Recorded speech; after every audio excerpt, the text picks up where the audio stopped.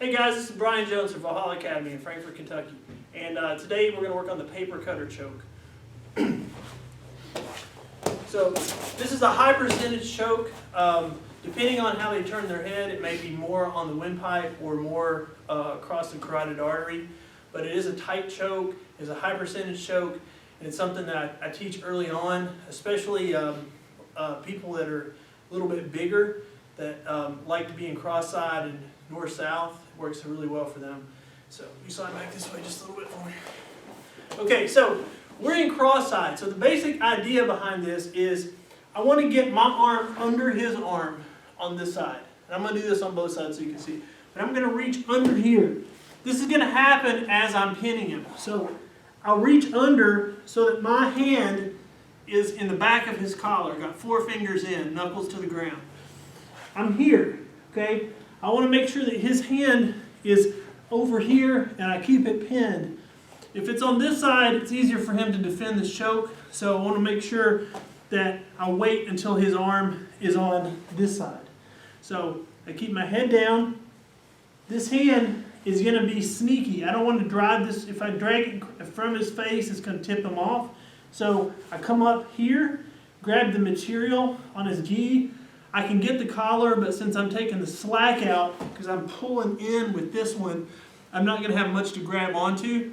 So I'll just grab the material on top. Now from here, I'm going to drop my elbow to the ground like a paper cutter. That's where the name comes from. Bring my elbow to the mat and drop my hips, and then I'm going to start walking in a semicircle this way towards his head, like in a north-south position. Okay, so it's down and then this way. All right, so we do it one more time from this side. So here, so we're moving around. I get my grip. I get my second grip. I drop my hips. Good. All right, so turn around. The great thing about this is that you're still pinning them even if you don't get the choke. So, hand goes under, arm goes over, drop the hips. Okay, so now let's look at an entry off of this choke from north-south, because north-south and cross-side are pretty much, a lot of people move between those a lot because it's just a little bit of an angle difference and you're going to be in the other one. And a lot of times it makes sense to walk towards the head or walk towards cross-side. So we're going to set this up from the north-south position and finish it from the cross-side position.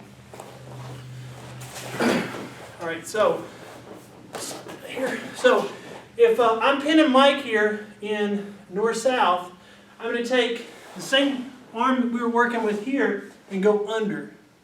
Okay, and I'm getting that same tight grip. This arm is going to go over. So I want to make sure again that his arm is out here as opposed to being under here. Okay, because it's going to help him defend that if his arm's under. So I get my tight grip.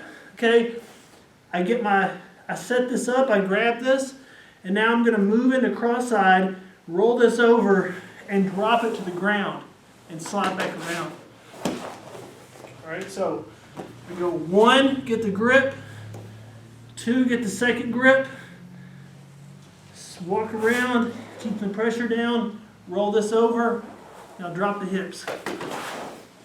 Okay, let's do one from the other side.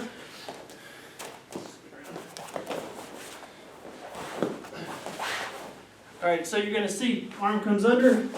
So we're fighting here, arm comes under. He gets under here, he's trying to frame.